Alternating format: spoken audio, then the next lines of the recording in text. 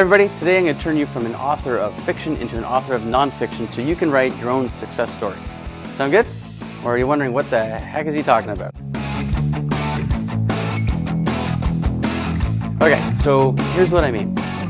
Think about something that in your life you've wanted to accomplish but you've not yet done it. In fact, maybe you've even tried and you got started and you got stuck and turned back and you've kind of given up on it.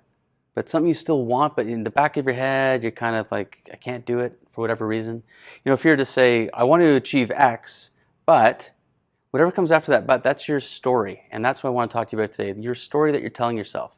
That's probably fiction, but you just happen to believe it. So let's go back to history class for a second. Your history and physics, and we've got Sir Isaac Newton and his first law, which states that an item or an object in motion or at rest will remain so until acted upon by an external force. Okay, so what does that mean? How is that relative for what we're talking about here? Well, we have to understand what's keeping us stuck, right? What's keeping us at rest? Or what's keeping us in motion towards a particular direction that we don't want to be based on where we say we want to go? Well, that's our story.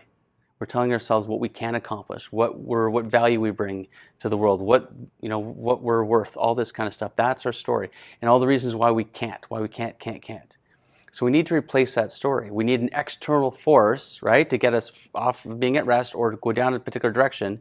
We need an external force that's going to drive us towards the goal that we want to achieve. Make sense? And that's going to be in the form of a new story, a new work of nonfiction. So at first, though, when you start telling yourself that I can't accomplish this, I can't accomplish that, it's going to feel like fiction because you've never done it before. And that's totally okay. That brings up Newton's third law, which is for every action, there's an equal and opposite reaction. I mean, you start to write your new story of what you can accomplish, and then lo and behold, your old story kicks in, and we've got this tug of war, this push-pull happening around why you still can't do what you can do, or what you want to accomplish. So we have to just recognize your new story needs to be more powerful than your old story. So it's an unbalanced force, which is going to cause movement towards that which you want to achieve. So how do we make your new story more powerful than your old one? Well, we've got to face it. Your old story, you've probably had it around for a while. You've repeated it a lot of times. You know it off by heart. Even, you've colored the pictures in, right? We have to make this new story more powerful. And we do by connecting it with a bigger reason. In fact, what I'm talking about here is a bigger why. What is so important to you that you're going to achieve what you want to achieve? It's got to be a personal reason, something you have an emotional connection to, something that's bigger than the resistance and bigger than your own internal negative self-talk. And the other part about this too is that we need other people supporting our story. We need people reminding us about the chapters when we forget about them. So we need to get around positive people that are supporting us. So what's our first step to write the more positive story? Instead of writing, I can't accomplish this because, we need to start off with, I am going to accomplish X because. And we insert your why in there. I'm going to accomplish it. I'm going to earn more money because I want to contribute to a charity that means something to me. I want to lose weight because I want to be healthier and be able to be more active and go hang out with my kids or grandkids, right? I want to work on myself and have a better personal development core so I can be a better father, son, husband, friend, business owner, whatever the case is. We have to have a level of belief. And what we're going to accomplish, we need to be clear on it as well. And we have to recognize, guys, it's a path, right? Stories aren't, one-pagers, unless you read Reader's Digest, but we're not about Reader's Digest here. It's about long-term.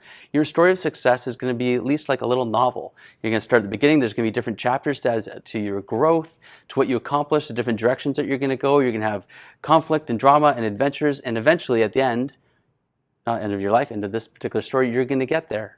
Right? Because you just got to keep flipping the pages and keep seeing what happens. Keep trying, keep believing that there's going to be a positive outcome. And how do we do that if we've never accomplished what we want to accomplish before? It's like trying to kick a can down the road a kilometer with one almighty boot.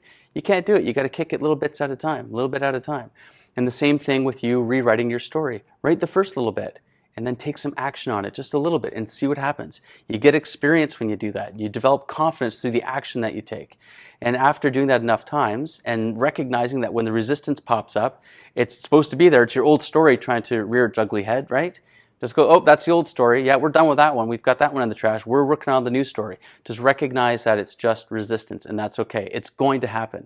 So we need a strategy to get us started. That's our why, something that's going to be powerful enough to get us that force to move us off the direction that we were going. And then we need to make sure we stay connected with that why to keep us moving. Now, at first, when you get started, you need a lot more energy, a lot more power to move something that's not moving. But once it's moving, or once something's changed direction, it doesn't need as much power and force to keep it either moving in the direction or changing direction with just little taps. And that can come in the form of hanging out with positive people that remind you of what you can accomplish, what you're capable of, your daily affirmations, and rereading your story, having a dream chart showing you accomplishing the things that you want to accomplish, writing them out daily. I'm on the path of accomplishing X, Y, and Z. We've got to reprogram ourselves with our new, more powerful, more Y-connected story. So that's it for this week, guys. I hope that you found that valuable. If you have any questions about how to get clear on your why, or how to rewrite your story about what you're going to accomplish, feel free to reach out. And if this video has been of value to you, give me a like, subscribe, share, spread the love, and I look forward to connecting with you next week. And until then, all the best.